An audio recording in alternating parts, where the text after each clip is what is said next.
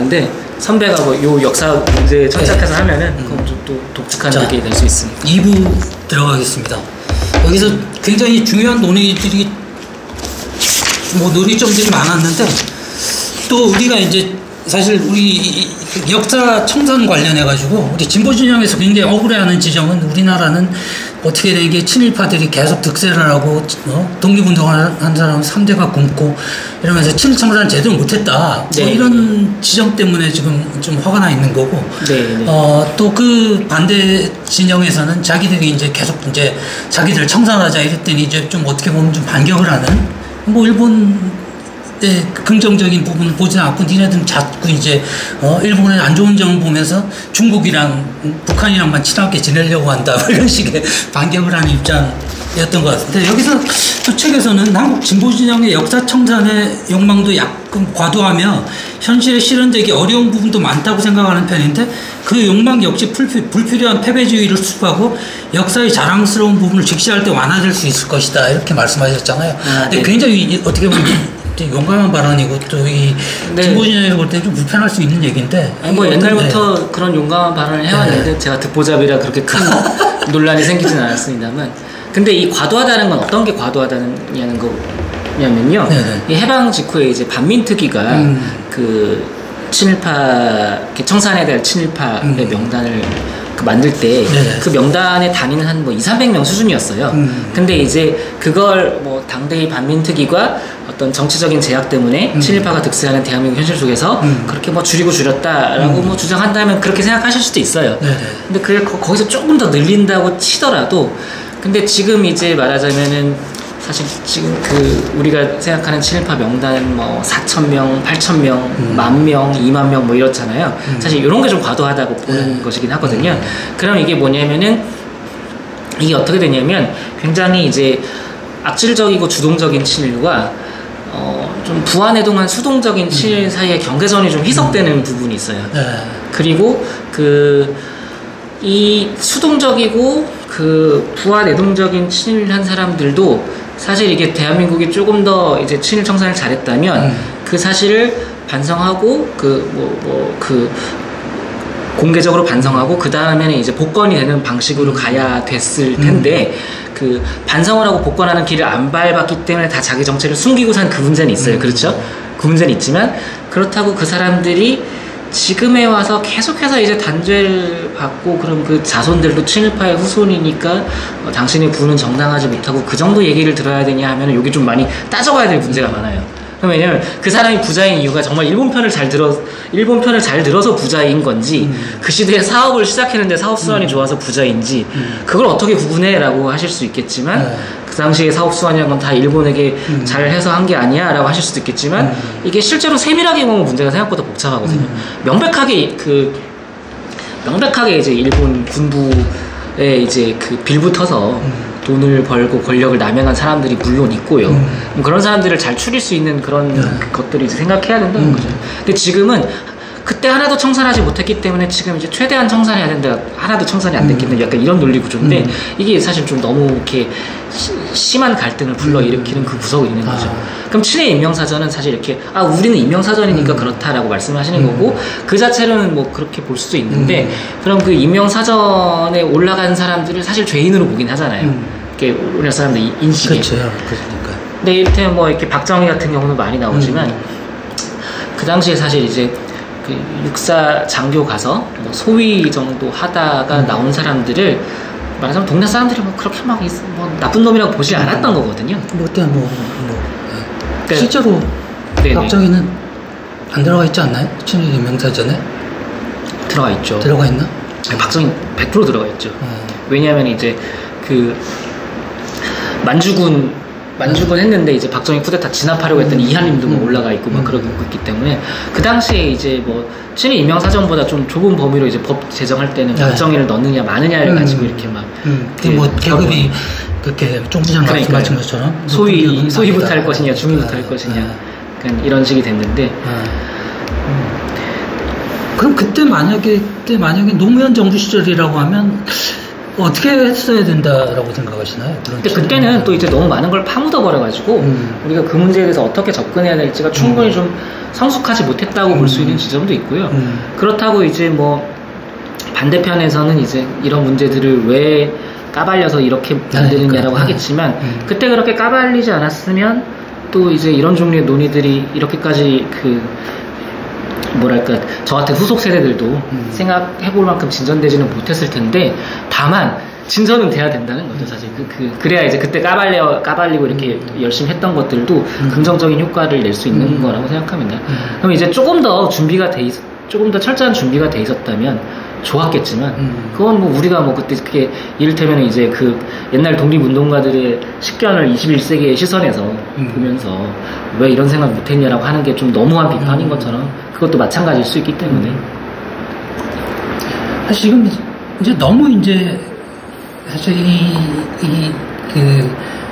싸움의 과정도 좀 어떻게 보면 길어졌고 제가 좀 의미 있는 장면 중에 하나 누가 옳다 그르다 이걸 떠나서 조국 사태 때 소위 이제 조국 사태 때 그 서초동에 어마어마한 숫자가 모였지 않습니까? 네. 그 반대편에서는 또 광화문에서 어마어마한 숫자가 모였죠. 광화문 집회랑 서초동 집회 말씀하시는 거죠? 그러다 보니까 이 사람들 입장에서는 나하고 비슷한 생각을 가진 사람이 이렇게 많이 모였어. 그러면 자기 이 어떤 정말 엄청난 스펙타클이거든요.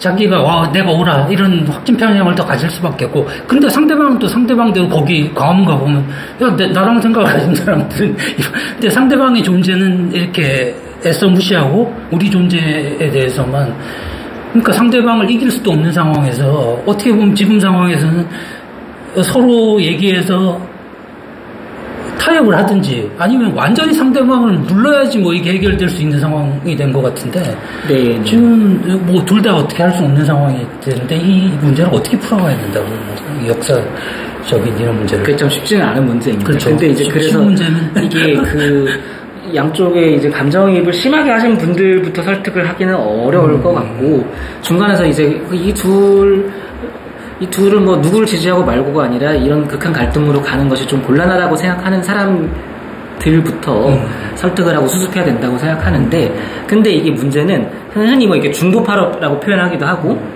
무당층이라고 표현하기도 하는 근데 중도파나 무당층도 뭐 여러 결들이 있긴 있을 거잖아요. 근데 이렇게 양극단의 세력 사이에 있는 이 분들이 대체로 이제 그 양극단의 두 파가 보기에는 뚜렷한 정치의식이나 역사관이 없다고 본단 말이에요.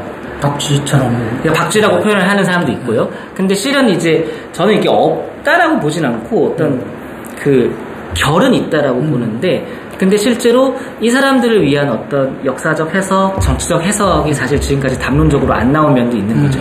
그렇기 때문에 이제 자기 본인들이 어떤 직관적인 통찰을 언어화하지 못하고 정치화하지 못했기 때문에 말하자면은 양 두 파가 싸울 때 말리는 신우이가 되어줄 수 있는 그런 세력도 좀 있을 수 있었는데 지금까지는 만들어지지 않았다고 보는 것입니다. 근데 그래서 이제 앞서 읽어주신 것에 뭐 자랑스러운 역사도 즉시해야 이제 그 패배주의를 극복할 수 있다고 한 것에 이것만 들으면 이제 그 저도 오랫동안 진보주의 역사관의 속에 살았습니다만 뭐 자랑스러운 역사가 어디 있어라고 생각할 거 아니에요. 근데 이렇게 생각을 해야 돼요. 우리가 이제 친일파가 승리한 세상이라고 생각하잖아요. 근데 역사적으로 승리했다라는 거는 이런 상황을 얘기하는 게 아니에요. 친일파가 승리한 세상이면 독립운동가 출신이 혹은 독립운동가 후손이 자기가 독립운동가 후손이라는 사실을 지우고 친일파인 척을 해야 돼요. 친일파 후손인 척을. 그게 친일파가 승리한 세상이에요. 개념적으로. 그렇잖아요. 근데 그러니까 여기서도 한국 사람들은 상식의 세계를 살고 그리고 우리의 상식은 굉장히 도덕적이고 도덕적으로 뭐가 올바른지가 정해져 있고 거기에 미달하면 막 화를 내거든요. 그러니까 사실은 이게 개념적으로는 이미 독립운동가들이 승리해 있어요. 근데 이게 현실적으로는 아니죠. 그 사람들이 그 제대로 된 권력을 잡은 적이 없고 그 집안이 풍비박산 난 다음에 일어나지 못한 사람들도 많고 이런 부분들이 있죠. 근데 이게 현실 세계에서 이렇게 이런 부분이 벌어졌고 이걸 패배라고 하는 것인데 실제로 역사적 승리라면 그게 아니라 이제 이념적이고 도덕적인 차원에서까지 그렇게 승리를 거둬야 그게 승리예요. 근데 그게 아니라 정반대 그 독립운동가인데 친일파인 척하는 사람이 세상에 어딨어요. 없죠. 네. 친일파인데 독립운동가인 척하는 사람이 옛날에 많았잖아요. 근데 요새는 별로 없어요. 왜냐 요새는 이제 그 친일 임명사전도 내고 그런 순기능이 생겼죠. 예전에는 조금 이제 조금 자기 집안이 좀 방귀 낀다고 하는데 아주 네임드 친일파 자손이 아닌 경우들은 전부 다 자기들이 어떤 독립운동 한 것처럼 써놨어요. 기억하실 거예요. 시인들도 다 이제 민족 시인인 것처럼. 사실은 친일로 보였지만 뒤에서는 독립운동 자금도 많이 되고 뭐 이런 걸 했다 뭐 이런 식의 여러 가지 얘기들이 많이 왔죠. 사실 그게 이제 그런 것 자체가 개념적으로 이제 이쪽이 정당성이 더 있다고 상식의 차원에서 도덕의 차원에서 그러고 있을 땐 사실 이건 패배한 건 아니에요. 여기에 입각해서 이제 그 조정을 하는 게 남을 뿐이죠. 그래서 이제 제가 그 책에도 썼지만 그 영화 더킹에 나오는 그 정우성이 연기한 한강식 부장의 역사 강의가 막 그리고 이제 족같다 다 맞는 말이 있기 때문이다 막 이러잖아요. 근데 거기서 하는 게 친일판이 하는 놈들은 어때라고 하던가 것들은 어때라고 제가 한번 고쳤는데 존칭을 쓰지 않아요. 친일판에 대해서는. 친일판이 하는 놈들은 어때라고 존칭을 쓰지 않습니다. 그러니까 그 역사 강의 우리는 권력 옆에 빌붙어야 살 수 있어라는 역사 강의를 할 때조차 친일파한테 존칭을 안 쓰는 거예요. 근데 이게 우리는 당연히 그럼 어떻게 비도덕적인 사람들에게 존칭을 써 이렇게 하겠지만 이건 우리나라 사람들 생각이고 실제로 이게 권력이 승리하고 진짜로 이제 도덕적으로 정당을 하면은 그 반대의 상황이 펼쳐져야 돼요. 그래서 사실 이건 친일파가 승리하는 세상도 아니라는 겁니다. 그러니까 그런 어떤 그 흐름과 당연히 독립운동가가 더 올바른 일을 했다라는 사람들의 보편적인 합의가 있었다는 것이고 거기에서 이제 이게 그 독재 권력이 어떤 경우에는 억압을 하기도 하고 했지만 이제 그 기조 자체는 흐트러지지 않은 채 지금까지 계속 왔다는 거죠. 그러니까 윤석열 정부가 이상한 짓을 할 때 국민 대다수가 사실 분개를 할 수가 있는 거죠. 뭐 그런 차원을 생각해야 된다는 것이고 그렇게 치면은 실은 이제 왜냐하면은 이게 이 인식이 대한민국을 그 친일파와 기회주의자들이 승리한 역사라고 믿는 그 관점은 사실 뉴라이트의 관점과 비슷한 거예요. 뉴라이트 얘기도 맞다 그거다. 근데 그게 친일파와 기회주의자가 아니라 그 사람들이 문명을 학습하고 근대를 들여오고 그런 사람들이 대한민국을 건설해서 너희들을 먹여 살린 거다. 근데 욕하다니 이 배은망덕한 새끼들아 그게 말이 되느냐? 이렇게 얘기하는 것이거든요. 이제. 네. 근데 그러면 정말로 대한민국의 뭐 이렇게 민주화는 그렇다 치더라도 산업화를 만들어낸 그 사람들이 전부 다 친일파고 기회주의자고 미군정 때는 미군 편 들고 뭐 일본 때는 그 전에 일본 때는 일본 편 들고 그런 사람들밖에 없었냐? 하면 그렇지 않다는 거죠. 그건 이제 역사적 사례들 보면 숱하게 나오는 것이고 그런 차원들을 사실 봐야 된다고 생각을 하는 겁니다. 실제로 그렇지가 않아요. 근데 그러면 이 뉴라이트와 이제 그 진보주의자, 민족주의 진보주의자 싸울 때 본인들이 현실이라고 그 공통으로 깔고 있는 전제 자체가 틀렸다는 얘기가 되는 거예요. 이게 틀렸다는 사실을 깨닫지 못하면 여기서 빠져나오지 못하는 거죠. 그러니까 이게 사실 되게 그 민망한 얘기가 펼쳐지는 거죠. 그런 것들 좀 보여주고 싶었어요. 선생님, 뭐 전두환 시대에 빗대면 우리가 전두환을 제대로 단죄하지 못했다라고는 할 수 있겠으나, 전두환이 일정하게 아직도 영향력이 있고 재산을 많이 남겨서 여기저기 숨겨놨다고 하더라도 전두환이 역사에서 승리했다 뭐 이렇게 말할 수는 없는 거니까. 그렇죠. 그 되게 적절한 비유를 해주신 것 같은데 왜냐면 지금 그 일제식 강점기 얘기를 하면 잘 안 알아들 수가 있어요. 그 양상이 잘 생각이 안 나니까 이를테면 그 어르신들이 하시는 말씀이랑 이게 종합해보면은 이게 다 맞는 말인데 80년대 그 기성세대들 그때 한 30대만 돼도 이제 계속 돈 버느라 여념이 없었는데 왜냐면 삼저 호황이라서 굉장히 이렇게 그 소득 수준이 빨리 가파르게 상승하던 시절이기 때문에 그 사람들도 전두환이 영향이 없고 권력을 잡을 만한 위인이 아니라는 건 다 알았습니다. 그렇잖아요. 근데 이제 그러니까 이제 학생 운동을 해도 좀 그런 거 좀 하지 마라. 이렇게 자기 집에 가 하면 혼을 내도 응답하라 1988에서 묘사가 되죠.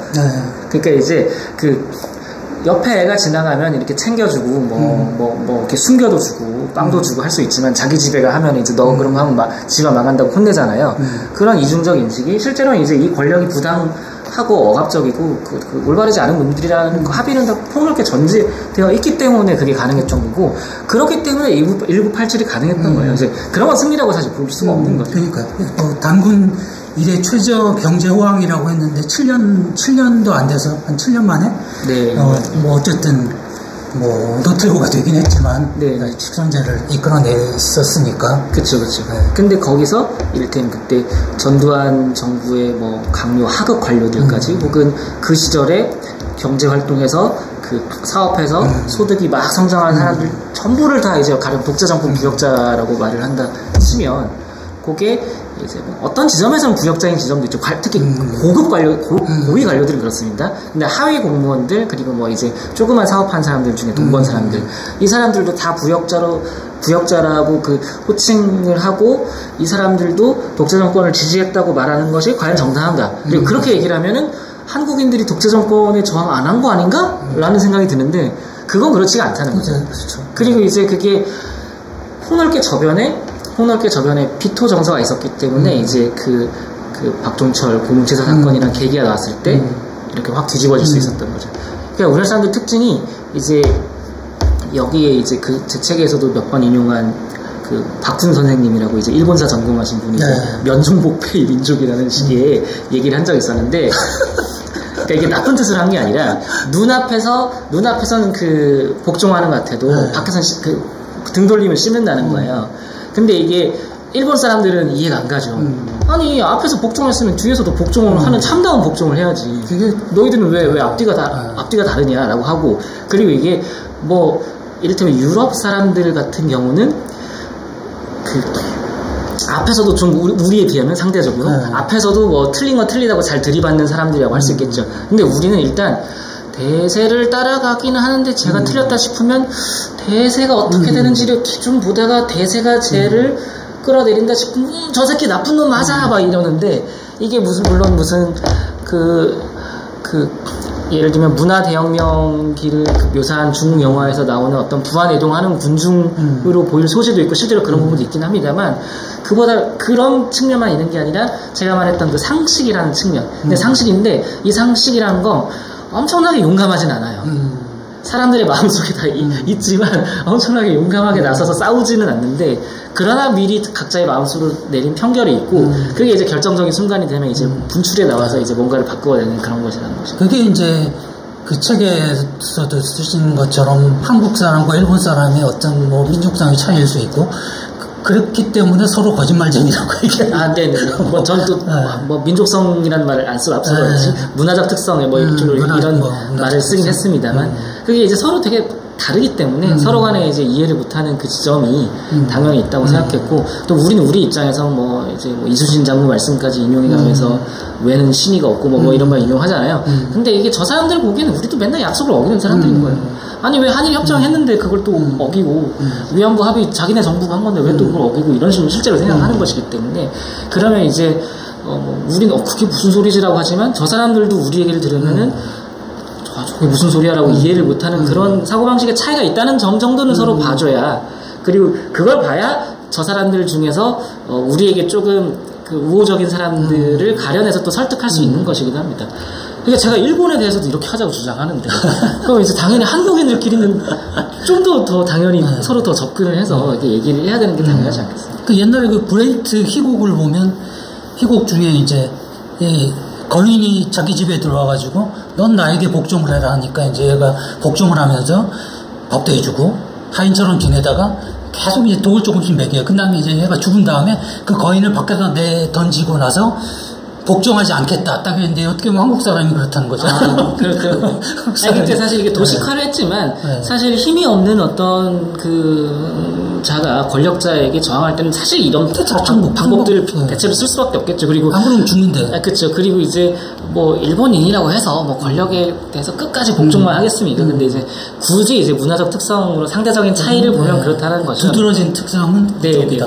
그래서 이제 우리가 이제 결론에서는 우리 상직 3분지계를 제안을 하셨는데, 근데 이게 사실 좀 또 이 얘기도 쉬운 얘기가 아니잖아요. 이 두 가지의 상식이 너무 이제 세게 충돌하고, 이게 이 두 가지 상식에 동조하지 않을 경우에는 거의 이제 뭐 박쥐나 수박 뭐 이런 식을 당하기 때문에.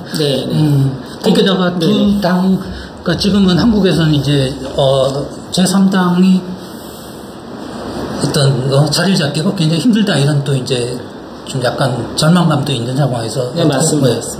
그러니까 지금은 사실 이 말씀하신 대로 이게 뭐 그럼 이렇게 긴 책을 써놓고 이제 결론이 그렇게 이제 이루어지지 않을 것 같은 결론을 내면 책이 무슨 의미가 있냐라고 생각하실 수도 있을 것 같아요. 근데 이게 사실 우리 문화의 특성, 그리고 우리가 왜 이렇게 살고 있는지를 탐구를 하면, 저는 이 탐구를 동참하고 같이 고민을 나눌 때 더 나은 이제 대안도 나올 수 있다라고 생각하는 부분이 있는 것이고, 그리고 이 3분지라는 건 어떤 의미냐면은, 지금은 사실 앞서도 말씀드렸듯이 두 개의 진영만 있지 제3지대는 진영이 없어요. 그래서 결속이 안 돼 있거든요.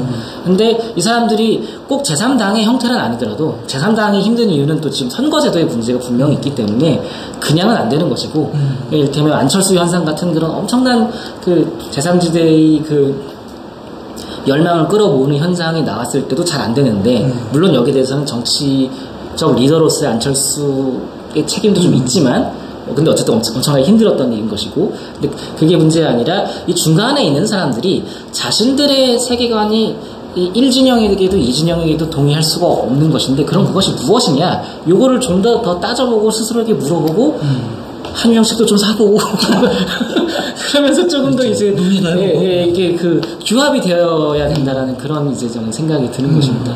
그러니까 이제 꼭 뭐 제가 이제 이 책을 많이 팔아서 팔자로 고치게 한다 이런 것이라기보다는, 그거 말고는 사실 별다른 방도가 사실 떠오르지 않았기 때문에 어떻게든 이제 논의를 좀 던지려고 한 것이고요.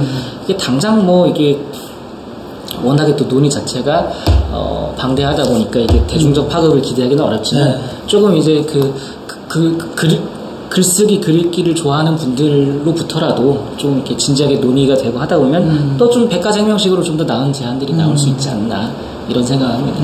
그래서 좀 약간 희망을 가져보자면, 그러니까 최근에 보면 이종일 감독님이라고 좀 날씨에 관해서 맨날 페이스북에 쓰시고 막 이랬는데, 이제 처음에는 야, 이거 좋은 얘기인데 이게 무슨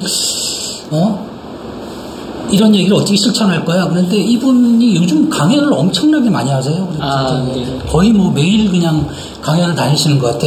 그러다 보니까 이제 이 논의를 사람들이 듣고 싶어 하고 궁금해 한다는 자체가 어떻게 보면 좀 희망의 싹이 될 수 있는 것 같은데, 많은 분들이 이제 뭐 민주당도 좀 이 얘기를 좀 듣고, 국민의힘도 한유형 작가님 초청해가지고 같이 강연도 듣고 논쟁도 하고 해서 이런 얘기들이 조금은 초청하면 참 고민이 많을 것 같습니다. 아직 하지도 않으셨지만. 네. 그렇죠. 또 이렇게 뭔가 요즘 너무 이렇게 또 누가 초청하느냐 또 다르겠죠. 그럼 이 이후에 이 논의를 좀 더 후속 작업으로 또 뭔가 더 해야 되겠다 생각하신 부분이 있으신가요? 근데 아직은 없습니다. 왜냐하면 하긴 할 텐데, 왜냐하면은 이 책이 사실 지나치게 많은 주제를 다루긴 했거든요. 지나치게 많은 소재를 다뤘다고 평할 수도 있는데, 이게 저라는 사람의 사이즈에서 감당하기엔 너무 큰 책이었어요, 말하자면. 그렇기 때문에 약간 좀 담론적으로는 탈진 상태인 지점이 있고, 경제적 상황도 좀 돌봐야 되고, 그래서 일단은 잠깐은 이제 담론적인 거를 잠깐 잊어보려고 합니다만, 이 책 얘기를 하는 거 외에는. 그러나 기본적으로 이 책에서 나왔던 착상들이 여러 소재에 걸쳐 있기 때문에 이 중에 하나를, 작은 것들 하나를 더 확장해 나가는 그런 작업들이 당연히 후속 작업으로 가능하다고 생각을 하고요. 제가 계속 글을 쓰고 살게 된다면 당연히 그런 작업들을 하게 될 거라고 생각합니다. 그래도 지금 뭐 저출산 문제 등등 한국 사회 지금 여러 가지 문제들을 다 담고 있으니까. 네. 이 저출산 문제는 왜 이렇게까지 한국 사회가 이렇게 자본주의의 모순이 제일 극대화된 나라라고 볼 수도 없을 것 같은데. 자본주의 모순이 제일 극대화된 나라라는 말도 어떤 지점에서 맞고 어떤 지점에서는 틀린 면이 있고 이렇게 보는 거죠. 그래서 이제 제가 책에 쓴 얘기가, 한국이 세상에서 가장 지옥이라서 지금 세상에서 제일 출생률이 낮은 거는 아니고, 그렇죠. 그런데 이제 지금 세계적 트렌드를 한 턴 혹은 두 턴 정도 먼저 앞서서 선도하고 있는 것 같다라고 적었는데, 이게 한 1년 전쯤에 제가 그렇게 적었을 때는 굉장히 어떤 모험적인, 약간 도박적인 그런 인식이었는데, 세상이 참 빠르게 돌아가서 지금은 또 그렇게 생각하시는 분들이 꽤 늘어났어요. 왜냐하면 다른 나라 데이터에서 우리나라 정도 수치는 이르지 못했지만 당연히 굉장히 출산율이 빠르게 떨어지고 있는, 이걸 또 출산율이라고 해야 될지 출생률을 해야 될지도 뭐 싸우시는 분도 있지만 저는 싸우고 싶진 않고 그냥 이렇게 그때그때 쓰면 된다고 생각하고 그런 조류도 있기 때문에 그런데 분명히 이를테면 한국형 복지국가의 이제 어떤 그 제도 설계가 잘못된 그런 지점이 또 저출생을 만들고 있는 것도 사실이고 또 이제 문화적 요인도 있는데 거기에 대해서는 또 이제 뭐 제가 또 그 기존의 것들을 또 그 활용해서 분석을 해놓은 것들이 있는데 이런 것들은 또 문화적인 요인이라 하면 하루 이틀에 바뀔 수 있는 건 아니지만 그런데 문제는 이 문화적인 요인들을 분석하는 분들이 보통 그렇기 때문에 예산을 퍼부어도 소용없다 예산 쓰지 말자 이렇게 결론이 끝나요. 그건 아니죠. 그렇잖아요. 왜냐하면 여러 가지 요인들이 있고 거기에 경제적 요인도 있고 문화적 요인도 있는 건데 어차피 안 되는 거 다 죽자. 그거는 마치 뭐 어차피 사고가 날 테니까 브레이크를 밟지 말자라고 하는 거랑 똑같아요 사실. 어차피 죽을 건데 뭐. 이게 왜냐하면 감속이 지금 필요하기 때문에 이런 기준은 왜냐하면 이게 줄어든다라는 것 자체보다도 줄어드는 속도가 지금 너무 빨라서 지금 우리 공동체에 큰 부담으로 작용하는 것일 것이기 때문에 어떻게든 이제 낳고 싶은데 이를테면 여력이 안 돼서 못 낳는 이런 층들은 최대한 줄여줘야 되는 거거든요. 정책을 써서. 그건 이제 거의 사력을 다해서 정책을 써야 된다고 봐야죠. 근데 그런 노력들을 지금은 정치권들이 하지 않고 홍범도 흉상 논쟁이라든지 건국절 논쟁이라든지 이런 걸 하고 있는데 이런 차원을 넘어서기 위해서라도 우리 공동체가 여러 가지 이제 그 산적한 논의들을 좀 정돈하고 정리하고 우리가 실제 일에 집중할 수 있는 그런 길로 정치라는 영역이 나아가야 된다. 지금은 솔직히 말하면 정치가 좀 작동 중지, 기능 중지 상태라고 보거든요. 그러니까 기능을 하긴 하죠. 어떤 기능을 하냐면은 우리 편에게 직장을 주고 저쪽 편을 실직시키고 그 기능을 하고 있어요. 그러니까. 그 기능은 뭐 본연적인 기능이긴 하지만 그것만 할 거라면 도대체 왜 직장을 그들에게 줘야 되느냐, 그들은 왜 밥을 먹고 살아야 되느냐라는 질문에 대한 대답을 할 만한 기능을 지금 최근 몇 년간 잘 못하고 있는 거죠. 이렇게 꼭 몇 년이라면 또 뭐 윤석열 정부만을 얘기하는 것 같아서 좀 조심스럽긴 한데 좀 이렇게 상대적 격차는 있겠죠. 네. 그러니까 이를테면 소위 이제 뭐 민주당하고 국민의힘에게 좀 이렇게 이 두 상식에 긴장을 줄 수 있는 뭔가 뭐 운동이든 뭐든 필요하다라고 본다면, 근데 이게 쉽지 않은 게 이쪽에 반대하는 사람 중에는 민주당보다 왼쪽에 있는 사람도 있고, 저쪽엔 또 뭐 이준석 같은 사람도 있고, 맞습니다. 이 사람들이 일시적으로는 어떻게 우리가 이해관계가 맞으니까 뭉칠 수 있지만 결코 길게 같이 할 수 있는 사람은 아니거든요. 그러니까 이제 중도파나 제3지대라고 할 때 그게 이제 문제가 되는데, 그것도 이제 제각각일 수가 있잖아요. 이 다발이 6개 다발인지 7개 다발인지 아니면 2-3개 다발인지 명확하지 않거든요. 근데 저는 그래도 이제 이 상식을 추구하는 한국 사회 현실상 그렇게까지 극단적으로 상이한 다발들은 아닐 거라고 저는 추정을 하고 있긴 하거든요.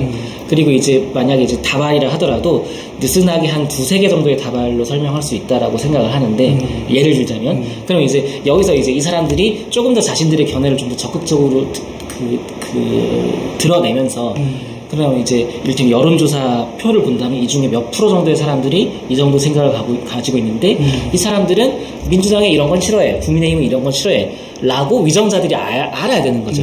알면은 그 길로는 안 가려고 혹은 보완하려고 계속 이제 경쟁할 게 아닙니까? 그러니까 양당제가 문제다 이런 얘기도 있지만 사실 양당제가 오르냐 다당제가 오르냐 뭐 이런 것에서 사실 그 정해진 정답은 없고요.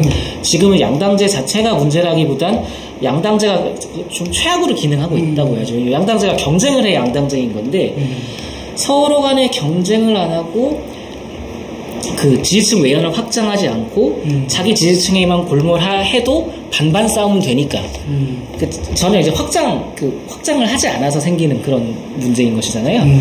그래서 이 문제 자체를 해결하려면 유권자들이 조금 더 자신을 드러내야 된다. 여기에 이런 층이 있다, 저기에 저런 층이 있다. 뭐 그런 것들을 해야 된다고 생각합니다. 그러니까 적극적으로 자기 정치 색깔 드러내고 계속 이제 어떤 토론하고 자기 어떤 그걸 드러낼 필요가 있다. 네, 물론 쉽지 않죠. 이 노동시간이 길고 이런 나라에서. 그리고 사실 중도파나 무당층의 성향이 정치에 그렇게까지 몰입을 안 하니까 그렇게 되신 부분이 있거든요. 그러면 이분들은 이런 거죠. 평소에는 정치 뉴스 잘 안 봐요. 전국적 이슈가 나타나면 그때 욕을 하든지 하고. 그러다가 총선, 대선 다가오면 이렇게 들어와서 여기 좀 괜찮은 놈들 있나 하고 보는데 이렇게 보면은 자기가 원하는 정치인들이 없는 거예요. 왜냐하면 평소에는 시장 구경을 안 하셨기 때문에, 평소에는 시장에 안 오시기 때문에 시장에 본인들이 좋아하는 물건을 진열해서 팔지 않아요. 왜냐하면 평소에 이 사람들이 안 오니까 극단적 지지층이 좋아하는 상품으로 다 대체해 놓은 거죠. 정치는 상품으로 비유한다면. 그런데 이렇게 딱 들어와 보면, 나중에 선거 때 들어와 보면 뭐가 없어, 내가 원하는 물건이. 아이씨, 족같은 새끼들 이러면서 이제 막 욕하면서 막 찍을 사람이 없네. 그래서 막 기권해야 되나, 누구를 찍어야 되나 이렇게 한탄하게 되는데, 이게 정당들도 물론 책임이 있지만, 당연히 정당들은 무한 책임이 있지만, 그렇다고 외연 확장 하겠습니다 하면서도 안 하는 것을 우리가 어떻게 할 수가 없는 노릇이니까, 그 괜찮은 정치인이 나타나길 바라야겠지만, 또 유권자들도 어떤 부분에서 사실 좀 어떤 흐름에 좀 관심을 기울이고, 이런 것들이 좀 필요하다는 생각이 듭니다. 왜냐면 지금은 고양이 목에 누군가 방울을 달아야 되기 때문에, 누가 달아야 될지를 막 가지고 싸울 때가 아닌 거죠, 사실. 제가 볼 때는 이 어떤 정치인을 하겠다고 하면 그 자기 정치 철학이라는 게 있어야 되는데, 이게 이렇게 자리를 정치 안에서의 어떤 자리가 더 중요한 경우가 그 책에도 쓰셨지만, 말년에 이렇게 자기 그 자리에 대한 유혹에 굉장히 취약한 근데 그런 분들은 주로 원로분들의 양상을 얘기한 거고요. 근데 요새는 정치 자체가 좀 생각이 있으신 분들이 입문을 해도 양당 내에서 좀 소신 있게 발언하기 힘든 구조가 되긴 했습니다. 그게 정치 철학이 없어서 뭐 이런 문제는 또 아닌 것 같아요. 근데 이게 운신의 폭이 굉장히 좁은 거죠. 그게 이제 되게 재밌는 게 뭔지 아세요? 정치인들이, 우리가 뉴스에서 보는 정치인들 기행으로 엄청 바보 같잖아요. 근데 바보가 거기 가 있을 리가 없거든요. 다 다른 지능 영역에서 성공하고 똑똑한 사람들이 거기 간단 말이에요. 일부러 그런 것 같기도 하고. 일부러 그런 거죠. 왜냐하면은 정치인들이 끈이 떨어지면 막 통찰력을 발휘하기 시작해요. 공천을 받을 전망이 멀어지면 갑자기 막 바른 말이 늘어납니다. 그러니까. 이런 거 좀 하이라이트로 좀 찍어주세요. 그게 실제로 보는 거예요. 방송 보면 그렇거든요. 저 사람이 왜 갑자기 저렇게 똑똑해졌지 하면 이렇게 찾아보면 선거에 나올 전망이 없거나 공천을 받을 전망이 불출마 선언하고 나면 멀쩡한 얘기라잖아요. 물론 그렇죠. 근데 불출마 선언을 안 해도 이미 불출마 선언을 한 것 같은 상태일 때가 있어요. 불출마 선언을 하면 딱 느낌으로 난 아니다. 그쵸. 저 새끼는 절대로 나를 공천을 안 주겠다. 이런 상태에서 굉장히 날카로운 말들을 합니다. 그러니까 이게 원래 그 역량이 없는 사람들이 아니란 거고, 당연히 그 평균 이상의 역량을 가진 사람들이 거기에 가 있겠죠. 그럼 왜 이렇게 정치를 보고 욕하는 게 우리의 스포츠가 될 수, 정치, 고관여 시민들의 스포츠가 될 수 있냐 하면은, 나보다 다 똑똑한 사람들이 가야 되는데 다 나보다 멍청한 짓을 한 것 같으니까 이게 얼마나 욕하면서 자존감 채우기 좋아요. 네, 그렇게 되는 거거든요. 근데 실은 그 사람들이 멍청해서 그러는 게 아니라는 것도 사실 이해를 해야 되는 것이죠. 그럼 어떻게 보면 강준만 선생님 그렇게까지 얘기했잖아요. 어린애들이 자기 과자에 침 뱉고, 야 이거 더럽지 못 먹잖아 이런 것처럼 정치인들이 야 이거 봐 정치판 이렇게 더러우니까 들어올 생각하지 마 뭐 이런 거다 뭐 이런 이렇게 비유를 하신 적도 있는데, 그게 굉장히 참 또 심각한 얘기입니다. 네. 왜냐하면은 조금 시간이 지나면 정치권에 오는 사람들의 질이, 퀄리티가 하락할까봐 그게 걱정이 좀 되거든요. 근데 그래도 아직 한국 문화는 공명심이 강하고 정치 영역에서 문제를 해결하려는 그 열망이 강해서 아직까지는 그래도 꾸준히 이렇게 똑똑하고 역량이 있는 사람들이 수급이 되고 있다고 봐야 돼요. 그러나 지금 계속 이렇게 가면 야 저거 진짜 이렇게 빤스를 벗을 줄 아는 사람들만 할 수 있는 일이구나. 나는 사기업 영역에서 돈이나 벌고 살아야겠다. 이런 식으로 공부나 하고 살아야겠다. 이런 사람들이 더 늘어나면 그때 또 더 큰 정치의 위기가 사실 올 수 있는 거죠. 그럼 또 좀 큰 덩어리 얘기들을 2부에서 또 했으니까 2부는 여기서 마치고 마지막 3부에서 나머지 재밌는 얘기들 또 해보겠습니다. 감사합니다.